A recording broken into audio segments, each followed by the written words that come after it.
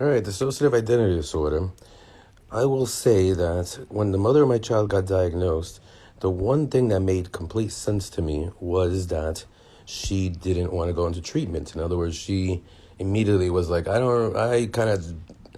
may even have that, but I don't really want to even admit that I have dissociative identity disorder, which makes sense because realistically, most people in the world would not want to admit that that's something they have unless they were on trial for a criminal case.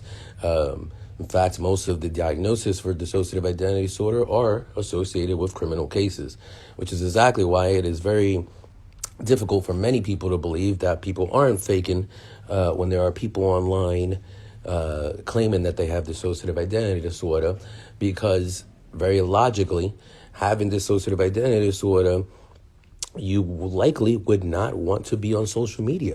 It's extremely unhealthy. This person themselves, they stated that they have some awareness of the amnesia that happens with dissociative identity disorder. That amnesia, at least the way I experienced it with the mother of my child, is somewhat similar to living with someone with either dementia or Alzheimer's. Because every once in a while, it seems that there's a switch that happens to an alter who may or may not remember what happened when they were in a different state, which can be extremely difficult as someone who knows and interacting with someone with dissociative identity disorder in itself, but you can imagine even more so for a person going through that. And so it's just kind of like the same way you don't see a lot of Alzheimer influencers, people who have Alzheimer's or dementia influencers on social media trying to, kind of be like, hey, look at me, I have Alzheimer's, because it just kind of contradicts, having the condition. It's the same reason why people question people online claiming that they have dissociative identity disorder. But more importantly, this post that this person put up there was about fake claiming and saying that it's harmful to systems.